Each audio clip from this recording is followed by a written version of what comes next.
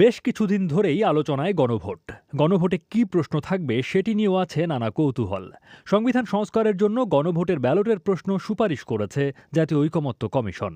আর সেটি হলো, আপনি কি জুলাই জাতীয় সনদ সংবিধান সংস্কার বাস্তবায়ন আদেশ ২০২৫ এবং ইহার তফসিল ১-এ সন্নিবেশিত সংবিধান সংস্কার প্রস্তাবসমূহের প্রতি আপনার সম্মতি জ্ঞাপন করিতেছেন?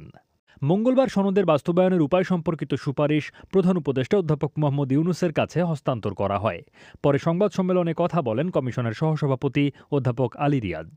গণভোট কবে হতে পারে সে বিষয়ে কমিশনের সহসভাপতিকে উদ্ধৃত করে প্রধান উপদেষ্টার প্রেস উইং জানিয়েছে, নির্বাচনের দিন সহ তার আগে যে কোনো দিন সরকার জুলাই জাতীয় সনদের ওপর গণভোটের আয়োজন করতে পারে। কমিশনের সুপারিশ অনুযায়ী জুলাই জাতীয় সনদ বাস্তবায়নের অঙ্গীকারনামা অনুসারে সংবিধানে জুলাই জাতীয় সনদ অন্তর্ভুক্ত হবে।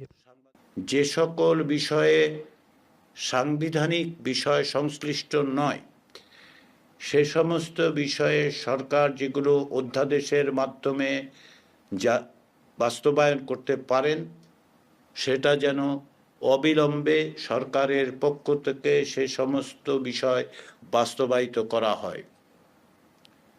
দ্বিতীয় বিষয়টি হচ্ছে, এর মধ্যে সুপারিশের অনেক কিছুই আছে যেগুলো সরকারি নির্দেশ এমনকি অফিস অর্ডার দিয়েও বাস্তবায়ন করা সম্ভব, সেগুলো যেন সরকার দ্রুততার সঙ্গে বাস্তবায়ন করেন।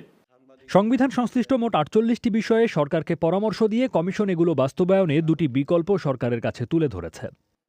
যে সুনির্দিষ্ট সুপারিশ দেওয়া হয়েছে সেখানে আমরা এগুলো চিহ্নিত করে দিয়েছি, কোনগুলো অধ্যাদেশের মাধ্যমে কোনগুলো অফিস অর্ডারের মাধ্যমে করা যাবে। কমিশন তাদের সুপারিশে বলেছে, ত্রয়োদশ জাতীয় সংসদ একই সঙ্গে সংবিধান সংস্কার পরিষদ ও জাতীয় সংসদ হিসেবে কার্যকর থাকবে। তবে সংস্কার পরিষদের মেয়াদ হবে ৯ মাস। সরকার যেন অবিলম্বে একটি আদেশ জারি করে। এই আদেশের বিষয় হবে জুলাই জাতীয় সনদ ২০২৫ সংবিধান সংস্কার বিষয়। সরকারের এই আদেশে অধীনে গণভোটের আয়োজন করবেন। এর আগে ঐকমত্য কমিশনের সদস্যদের সঙ্গে বৈঠকে প্রধান উপদেষ্টা এবং কমিশন সভাপতি অধ্যাপক মোহাম্মদ ইউনূস বলেন, জুলাই সনদের বাস্তবায়ন নতুন বাংলাদেশের পথ দেখাবে।